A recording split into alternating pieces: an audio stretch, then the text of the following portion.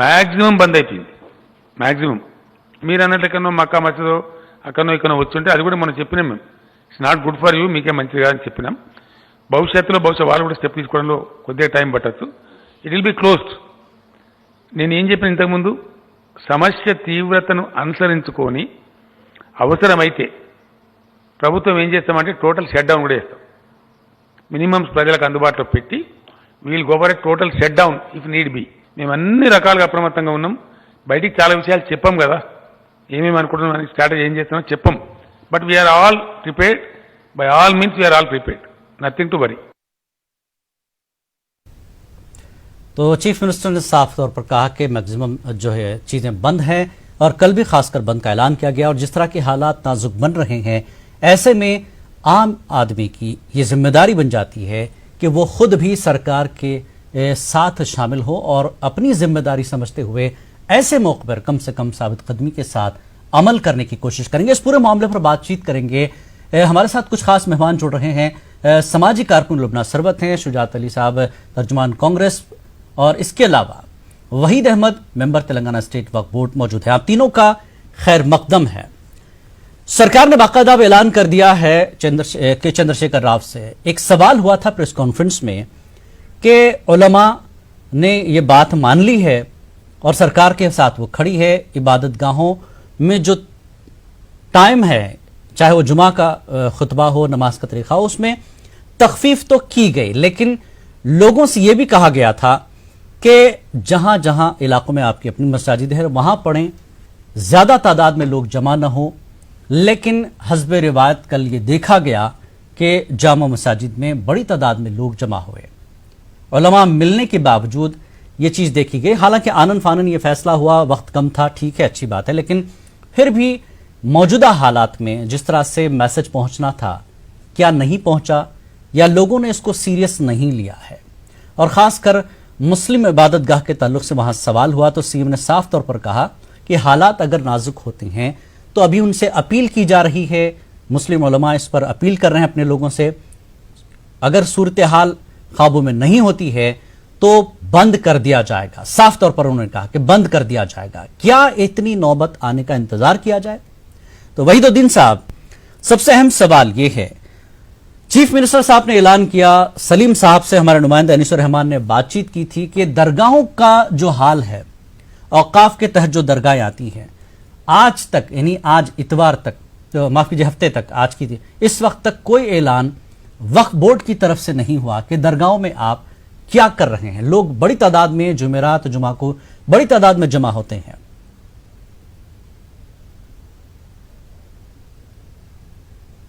अस्सलाम वालेकुम व रहमतुल्लाहि व बरकातुहू। जी, अस्सलाम वालेकुम व रहमतुल्लाहि व बरकातुहू। अल्हम्दुलिल्लाह,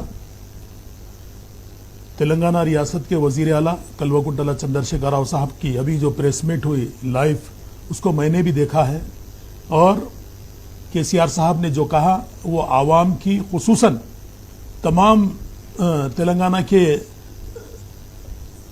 4 करोड़ आवाम की सेफ्टी की खातिर उन्होंने जो स्टेप्स लिया है, वो स्टेप्स उनकी जगह बिल्कुल दुरुस्त है, उसको मैं सहराता हूं।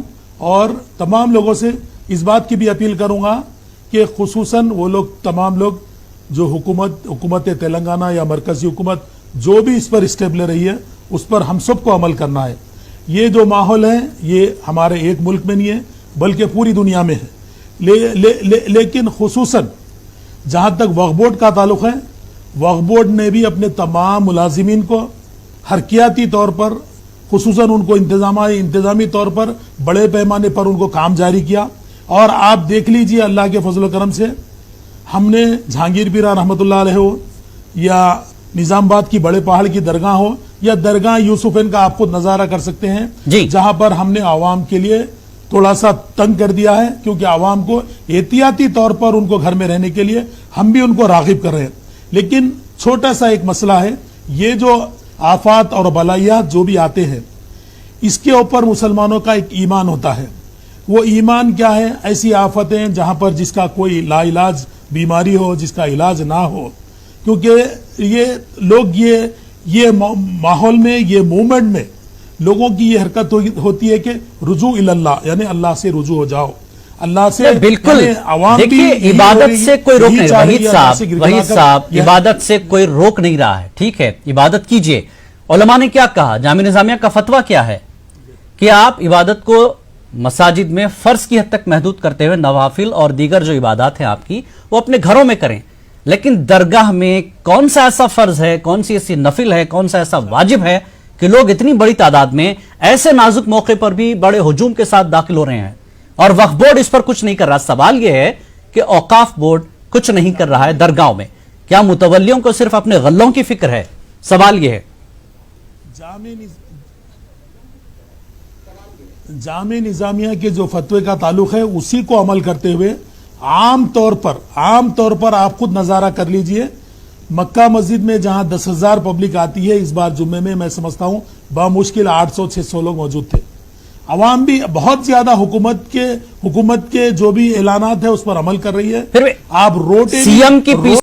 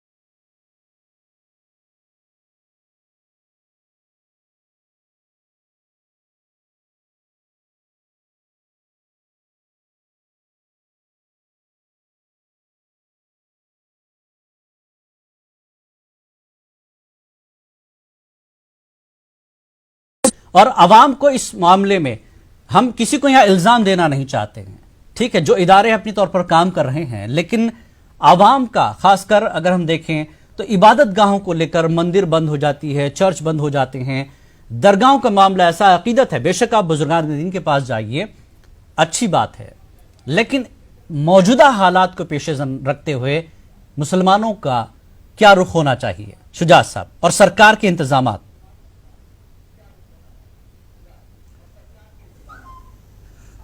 मैं आपसे ये अर्ज करना चाहूँगा कि कुरान करीम की एक आयत है जिसका तर्जुमा ये है कि तुम अपने आप को जानबूझकर हलाकत में न डालो। जी,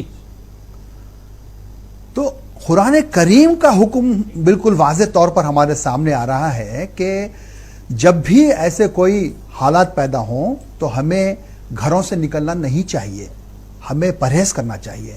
और जहाँ तक हुकूमतों का सवाल है, हुकूमतें बिला शक व शुबा मुख्तलिफ इक़दामात के जरिए लोगों की गैदरिंग को रोक रही है, तो हमें बिला तकल्लुफ इन चीज़ों की, इन इक़दामात की तायीद करनी चाहिए। ये कोई सियासी मसला नहीं है, यह वबाई मसला है। और जहां तक मुसलमानों का सवाल है, इन्हें यह देखना चाहिए कि जो हमारे मुक़द्दस जो मुकामात है मक्का मदीना, वहां पर भी एहतियात की जा रही है। अज़ा के एक हिस्से के तौर पर यह कहा जा रहा है कि आप अपने घरों में नमाज पढ़ो, घरों से ना निकलो। इतने वाज़े अहकामात और इतने वाज़े अकायद हमारे सामने मौजूद हैं, उसके बावजूद अगर हम जुमा की नमाज मस्जिद में पढ़ते हैं तो ये कोई अच्छी बात नहीं है। ये इक़दाम किसके लिए किए जा रहे हैं? आप ही के लिए किए जा रहे हैं, आप ही के वास्ते किए जा रहे हैं, आप ही की हुकूमतें कर रही हैं। तो हमें बिला तकल्लुफ, बिला किसी बहस के इन अहकामात को कबूल करना चाहिए और अपने आप को सहज से रखना चाहिए। अगर ऐसे में जहां आप मस्जिद और नमाज की बात कर रहे हैं, ऐसे में तो दरगाह में तो बिल्कुल भी बहुत ज्यादा इक़दाम किए जाने चाहिए, या कुछ वक्त के लिए बंद किया जा सकता है, कोई मजाक नहीं इसमें। बेशक दरगाहों में पुलिस का इंतजाम होना चाहिए, पुलिस और वॉलंटियर्स का इंतजाम होना चाहिए। और दरगाह में जो लोग आ रहे हैं कम से कम 1 महीने तक या 15 दिन तक, जहां तक के हालात हमारे संभले नहीं, वहां तक तो इनको जो है सख्ती के साथ अमल करने की जरूरत है। और जहां तक वक्फ बोर्ड का सवाल है, मैं उस पर कोई तनकीद नहीं करूंगा। उनके पास ना अमला है, अगर अमला है भी तो बेफैज है, कोई उनका वजन नहीं है समाज में। जी, तो जो लोग अपना इमेज समाज में नहीं बना सकते हैं, तो उनकी बात भी समाज नहीं सुनता है।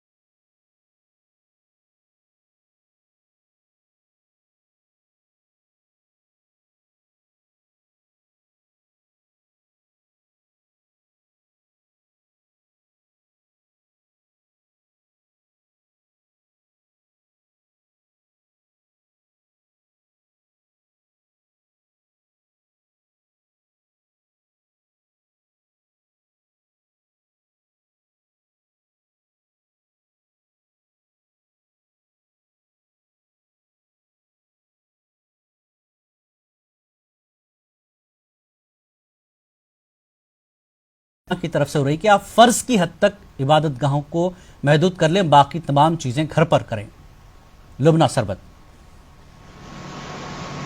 हाँ, एक बहुत इम्पोर्टेंट पॉइंट है, क्योंकि ये मसाजिद जो है और दरगाह, जिस चीज़ की बात आप बहुत इम्पोर्टेंटली आप सही तौर पे लाए, उसमें ये इम्पोर्टेंट देखने का बात ये है कि ये मिनिस्ट्री ऑफ माइनॉरिटीज वेलफेयर के तहत में आता है। और ये वक्फ बोर्ड और जो भी दरगाह है वो तो पब्लिक प्लेसेस है। तो इसमें मिनिस्ट्री ऑफ माइनॉरिटी वेलफेयर ने कभी का ऐलान कर चुका होना चाहिए था, यहाँ पर क्या क्या पाबंदियां हैं, यहाँ पर कितना शटडाउन करेंगे, यहाँ पर कितना, वहां पर मास्क लगा के आपको आना है, वहां पर सैनिटाइजेशन जो होना चाहिए, ये सब कभी का मिनिस्ट्री ऑफ माइनॉरिटी वेलफेयर की तहत से आ जाना चाहिए था अभी तक। तो जी, पता नहीं यहाँ पर जो वक्फ बोर्ड के मेंबर भी बैठे हैं वो भी ये इस बात के ऊपर वादे नहीं कर रहे कि मिनिस्ट्री से कुछ नहीं निकला अभी तक। तो ये बहुत इंपॉर्टेंट फेलियर है ये मिनिस्ट्री ऑफ माइनॉरिटी वेलफेयर का, क्योंकि पब्लिक स्पेसेस इनके तहत में आता है। जी, और सेकेंड थिंग क्या है मालूम, कि ये जो अवेयरनेस जो ट्रैफिक पुलिस भी कर रहे थे, मैंने ट्वीट किए हैं डीजीपी ऑफ तेलंगाना को और मिनिस्ट्री और पूरी राचकोंडा पुलिस और अपनी सब गवर्नर को भी ट्वीट किए मैंने, क्योंकि जो भी अवेयरनेस कर रहे थे ये लोग ट्रैफिक पुलिस, जो कि बहुत वायरल हो चुका था वीडियो, उसमें भी आप देखेंगे कि वो सिर्फ तेलुगु में हो रहा था पूरी पब्लिक में। तो मैंने बोले उनको, नंबर 1 की पूरी तो उर्दू में नहीं कर रहे आप लोग, तो क्या है मतलब इंक्लूसिविटी कब दिखता है, जब लोग अपनी लैंग्वेज वहां देखते हैं। और सेकेंड थिंग, मैंने उनको बहुत क्लियरली ये बताया कि आप जब, मेरी एक अभी पोस्टर भी बना चुकी हूं मैं, जो अभी पब्लिक डोमेन में आएगा, कि आप लोग जब बोलते हो कि डू नॉट शेक हैंड्स, तो आप जब पब्लिक गवर्नमेंट से जो आता है किसी चीज, तो वो बहुत यूनिवर्सल होना चाहिए। Do not shake hands and do नमस्ते नहीं, डू फोल्डेड हैंड्स और डू आदाब विद सिंगल हैंड। ये जो क्या है कि इंक्लूसिविटी दिखता है पूरा। तो मैंने पोस्टर ऐसे बनाया कि no to shake hands but yes to folded hands and one hand आदाब, क्योंकि ये इंडिया की तहजीब है आदाब करना। बिल्कुल, तो ये सब चीजें में क्या है, इंक्लूसिविटी आता है। तो ये मैंने ऑलरेडी ट्वीट कर दिया उन लोगों को। और एक इंपॉर्टेंट बात है जो कि जहां उलेमा फेल हो रहे हैं अपने, मिनिस्ट्री तो फेल, मिनिस्ट्री ऑफ माइनॉरिटी तो फेल हुई है, उलेमा भी जहां पर फेल हो रहे हैं। जब ट्रैफिक इंस्पेक्टर उनकी वायरल वीडियो में जो बता रहे थे, तो वे हाथों के ऊपर से पूरी जो पानी से धोआ जाता है, तो मैंने उनको ट्वीट किए कि भाई ये पूरी जो वजू होती है, वजू की अहम अरकान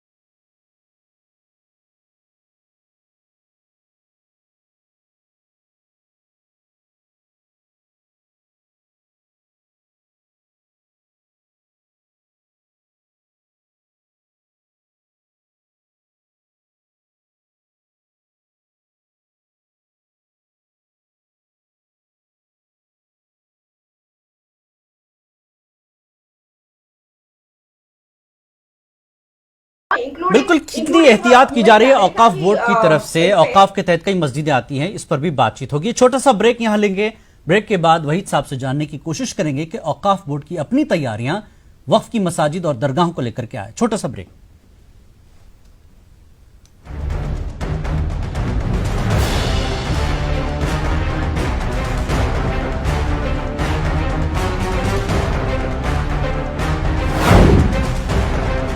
न्यूज हेडलाइंस के प्रायोजक सच्ची सहेली, महिलाओं के लिए सबसे भरोसेमंद औषधि एवं tonic.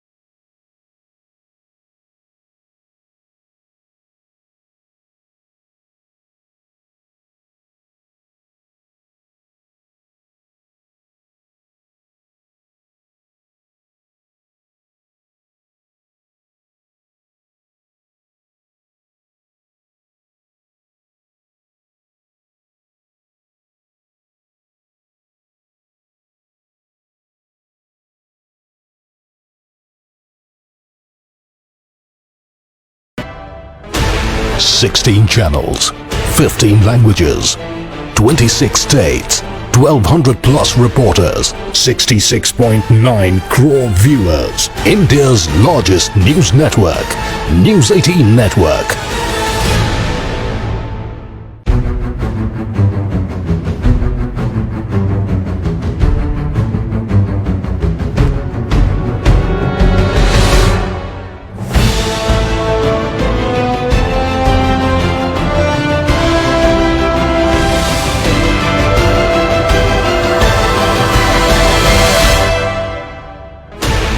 Sixteen channels, 15 languages, 26 states, 1200 plus reporters, 66.9 crore viewers. India's largest news network, News 18 Network.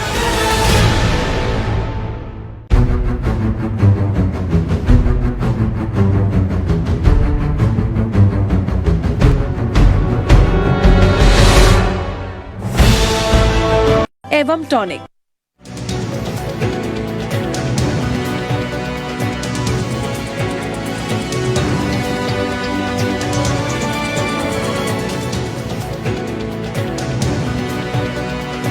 News headlines के प्रायोजक सच्ची सहेली, महिलाओं के लिए सबसे भरोसेमंद औषधि एवं टॉनिक।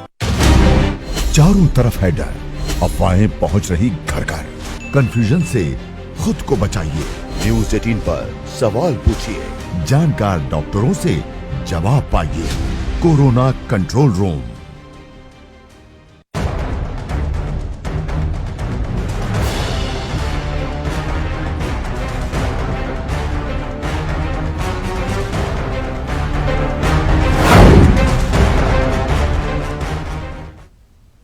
तेलंगाना में कोरोना वायरस और इबादत को लेकर हम बात कर रहे हैं कि क्या कुछ किया जाए। और तेलंगाना और खासकर हम बात करें हैदराबाद में, तो दरगाहों पर बड़ी तादाद में ज़ायरीन की आमद के बावजूद वहां कोरोना से मुताल्लिक कोई एहतियाती तदाबीर इख्तियार नहीं की जा रही हैं। इस सिलसिले में हमारे नुमाइंदे अनिसुर रहमान ने तेलंगाना स्टेट वक्फ बोर्ड के चेयरमैन मोहम्मद सलीम से बात की। क्या कहा, आइए सुनिए।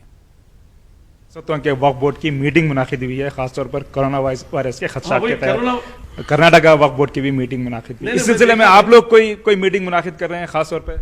इंशाअल्लाह ताला एक आध दिन में हम भी मीटिंग बुलाकर उलमाए मशाखिन को बुलाकर उनको भी एहतियात बरतने के लिए बोलेंगे। और दरगाहें जितने भी है, दरगाहों के पास भी जो है ना एहतियात बरतने के लिए हमारे स्टाफ को बोलेंगे। तो आपने देखा कि हम करेंगे, जबकि आज सीएम ने बाकायदा ऐलान कर दिया। औकाफ बोर्ड, वक्फ बोर्ड को चाहिए था कि मुतवल्लियों और दीगर औकाफ की मसाजिद में ये ऐलान करते कि इसको महदूद किया जाए और दरगाहों को बंद किया जा सकता था। मैं इसलिए बंद की बात की इसलिए कह रहा हूं कि बाराबंकी में जो मौजूद दरगाह है, दरगाह देवा शरीफ, 115 साल तारीख में पहली बार बंद कर दी गई है दरगाह। बड़ी तादाद में लोग वहां थे। हमारे साथ 3 खास मेहमान लुबना सरवर, शुजात अली साहब और वहीद साहब मौजूद हैं। वहीद साहब, देवा शरीफ का आप दरगाह देखिए, बाराबंकी की 115 साल तारीख में बंद कर दी गई जब यह मामला उठा।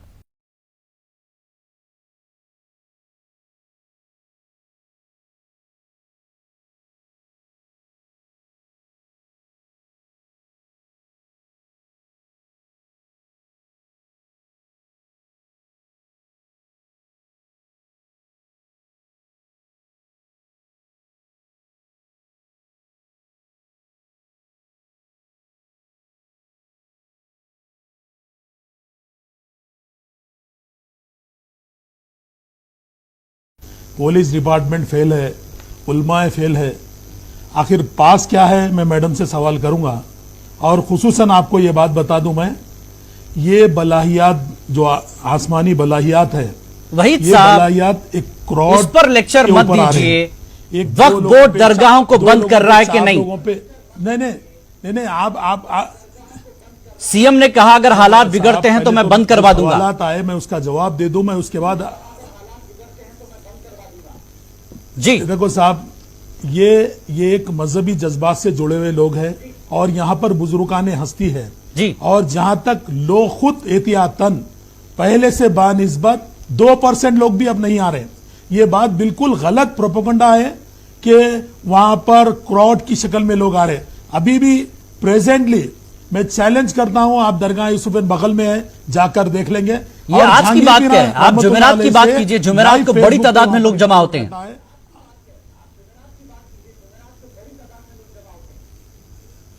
देखो साहब, किसी के ईमानी हरारत और जज्बे को आप अगर बाराबंकी की दरगाह बंद कर दी गई।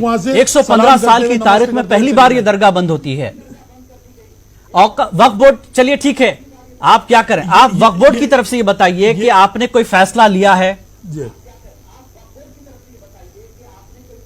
हाजी अली बंद, माहिम बंद, बाराबंकी की दरगाह बंद। और तेलंगाना रियासत के वजीर आला, तेलंगाना रियासत के वजीर आला कल्वा कुंटला चंद्रशेखर राव साहब हमारे लिए मुअज्जिज शख्सियत है।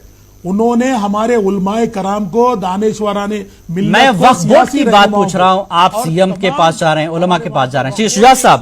शुजात साहब, ऐसे हालात में दरगाहों को बंद किया जा सकता है क्योंकि हमारे सामने कई मिसालें हैं। माहिम की दरगाह आप ले लीजिए, बाराबंकी के लिए लीजिए, कोई अहमियत नहीं है। शुजात साहब, मैं हमारी रियासत के वजीर आला कल्वा सरकार को क्या स्टेप लेना चाहिए? ऐलान के बहुत अख्तिसार से शुजात साहब, ऐलान की कोई जरूरत नहीं है। हम उनके ऐलान को हम काबिल कबूल समझते हैं। आप रिपीट करेंगे? शुजात साहब, मैं सुन नहीं पाया जी। कितनी दरगाहें बंद हो चुकी हैं, लेकिन तेलंगाना में मुतवल्ली अपनी दरगाहों को क्यों नहीं बंद करते? क्या सरकार को उस पर कड़ा एक्शन लेना पड़ेगा? अब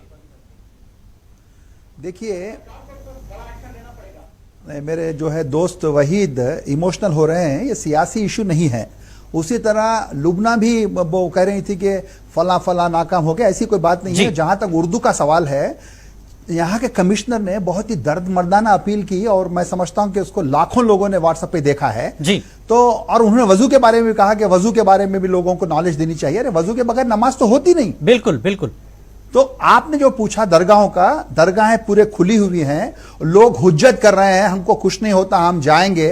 अगर ऐसी बात है तो मक्का और मदीना में क्यों बंद किया गया जी? क्यों उम्रे को रोका गया? अरे बहुत ही सिंपल है साहब, ये वबा है। वबा से बचने के लिए गैदरिंग का ना होना एक बहुत बड़ा जो है अमल है और उस अमल पर हम सबको अमल करना चाहिए। अगर यह कहा जाए कि चीफ मिनिस्टर ने कह दिया है तो मातहतीन क्या कर रहे हैं? वक्फ बोर्ड में फैसला होना चाहिए। वक्फ बोर्ड के जो है ना वॉलंटियर्स को वहां पर जाना चाहिए, उनसे गुजारिश करनी चाहिए जाहिरीन से कि आप यहां ना आए। अगर कोई आखिरी सवाल सुन रहा है नॉर्मल गुफ्तगू से, आप कुछ कह रही थी। लुबना सरवत, एक चीज बता दूं, कल पुलिस को मैंने खुद देखा एक फंक्शन हॉल में कि वो विजयनगर कॉलोनी के एक फंक्शन हॉल से मैं जब वहां गुजर रहा था, उन्होंने पुलिस वहां अंदर गई, लोगों को बाहर किया। पुलिस अपना काम कर रही है। पुलिस ने यह तक कहा, जब मैंने वो चीज सुनी कि अगर ये एमएलए एमपी का भी फंक्शन है तो यहां पर किसी को हम रुकने नहीं देंगे, इतनी बड़ी तादाद से आप चले जाइए। ये मैंने खुद देखा, मैं गवाह हूं इसका। जी लुबना। तो मैं ये इस चीज की मैं भी गवाह हूं कि जस्ट 2-3 दिन पहले गुड़ी मलकापुर के किंग्स फंक्शन हॉल में वहां पर अपने सलीम जी वक्फ बोर्ड चेयरमैन की भी पूरी तस्वीर वहां पर थी। वहां पर क्या 50 लोग से ज्यादा नहीं थे वो किंग्स फंक्शन हॉल में? वो तो उसके लिए मैं भी तो टेस्टिमनी हूँ कि वो भी हुआ था। तो सीरियसनेस नहीं है। मैं एक बात बोलती हूँ कि गवर्नमेंट के पास सीरियसनेस नहीं है, बोल रहे कुछ लेकिन सीरियसनेस अमल में नहीं है। मैं टेस्टिमनी हूँ उसकी। और एक इंपॉर्टेंट बात जो मिनिस्ट्री ऑफ आयुष की बता रही थी, यूनानी में जो विनेगर होता है वो विनेगर जो है बैक्टीरिया को बहुत अच्छा कंट्रोल करता है। लेकिन नाकाम की जो बात मैं शुजा जी को बताना चाह रही हूँ, जब मिनिस्ट्री ऑफ आयुष, ठीक है, सरकार अपनी कोशिश कर रही है, पुलिस अपना काम कर रही है, लेकिन हमको अपनी जिम्मेदारियों को भी समझना पड़ेगा कि वाकई इबादत का मामला, जामे निजामिया का फतवा सामने है। मैं उस पर तफसील में नहीं जाऊंगा कि नवाफिल घर में एहतमाम।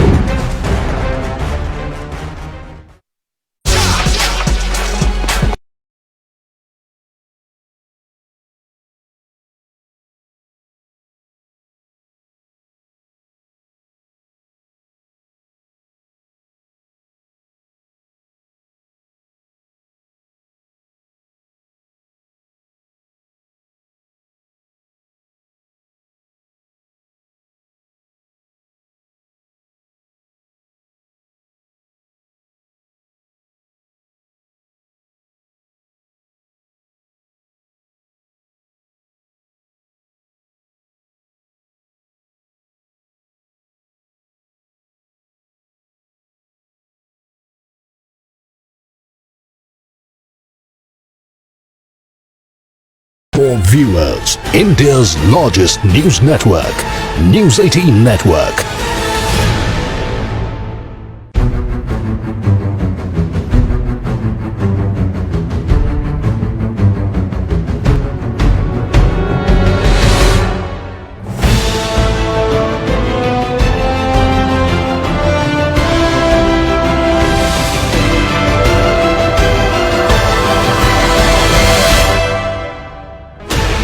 Sixteen channels, 15 languages, 26 states, 1200 plus reporters, 66.9 crore viewers. India's largest news network, News 18.